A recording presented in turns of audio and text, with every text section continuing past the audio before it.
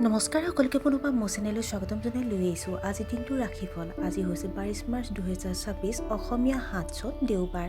আজি সূৰ্যোদয় সময় পুৱা 5:12 আৰু সূৰ্যাস্ত সময় 5:22। আজি হৈছে চতুৰ্থী তিথি আৰু শুক্লপক্ষ। আজি দিনটোৰ প্ৰথম ৰাশি হ'ল মেঘ ৰাশি। আপোনাৰ কামৰ মানদণ্ড উন্নত হ'ব। আপোনাৰ বৈবাহিক সম্পৰ্ক অত্যন্ত সুখদায়ক হ'ব। কলাৰ ক্ষেত্ৰখনৰ সৈতে জড়িতসকলে হয়তো কোনো ডাঙৰ মঞ্চত প্ৰৱেশ কৰিব পাৰিব। ব্যৱসায়ত আপোনাৰ প্ৰদৰ্শন অসাধাৰণ হ'ব। আপোনাৰ পৰিয়ালৰ সদস্যসকলৰ সৈতে আপুনি এটা সুন্দৰ সময় কটাব। অপ্ৰয়োজনীয় খৰচ নিয়ন্ত্ৰণ ৰখাত আপুনি সফল হ'ব। বৃষ ৰাশি। বিদেশী উৎসৰ পৰা আৰ্থিক লাভ পোৱাৰ সম্ভাৱনা আছে। আপোনাৰ সমস্যাৰ ক্ষেত্ৰত আপুনি গাফিলতি কৰিব পাৰে। অতিমাত্ৰা উৎসাহৰ বাবে আপোনাৰ কাম বিপথে পৰিচালিত হোৱাৰ আশংকা আছে। পুৰণি বেমাৰবোৰ পুনৰ উত্থান হ'ব পাৰে।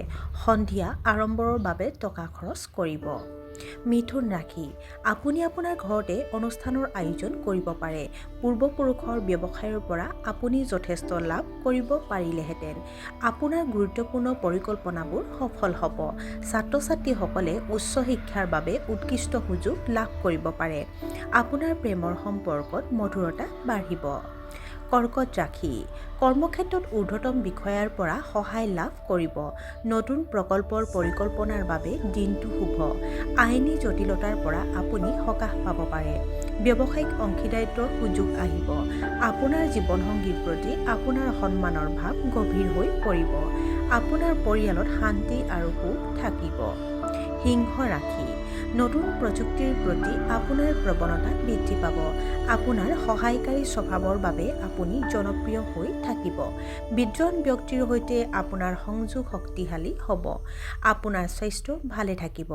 দেউতাৰ লগত আপোনাৰ সম্পৰ্ক সুষম হ'ব। আপুনিও যোগাযোগৰ শক্তিৰ জৰিয়তে আপোনাৰ বৈবাহিক সম্পৰ্কত যিকোনো অসন্তুষ্টিৰ সমাধান কৰিব পাৰে। কন্যা ৰাশি। নতুন ৰোমান্টিক সম্পৰ্কৰ ক্ষেত্ৰত আপুনি সাৱধান হ'ব লাগে। পাচনতন্ত্ৰ দুৰ্বল হোৱাৰ বাবে আপুনি ডায়েৰিয়া আৰু বমিৰ দৰে সমস্যাৰ সন্মুখীন হ'ব পাৰে। আজি আপুনি ঔষধৰ খৰচ বহন কৰিব পাৰে। ফলস্বৰূপে আপুনি আপোনাৰ সামগ্ৰিক খৰচো কমাব লাগিব।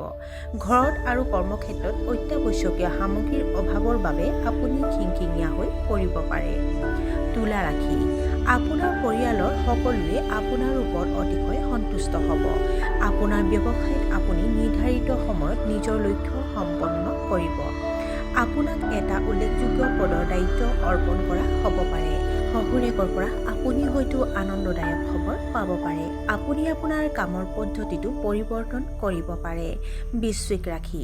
কৰ্মৰত পেছাদাৰীসকলে তেওঁলোকৰ সহকৰ্মীসকলৰ আচৰণৰ বাবে অসুবিধাৰ সন্মুখীন হ'ব পাৰে।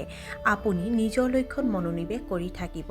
আপোনাৰ ব্যৱসায়ত হঠাতে আৰ্থিক লাভৰ সন্মুখীন হ'ব পাৰে। কিছুমান উৎকৃষ্ট সৃষ্টিশীল ধাৰণা আপোনাৰ মনত উদয় হ'ব। আপুনি এইবোৰ নতুন প্ৰকল্প আৰম্ভ কৰিবলৈ ব্যৱহাৰ কৰিব পাৰে। ধনু ৰাশি।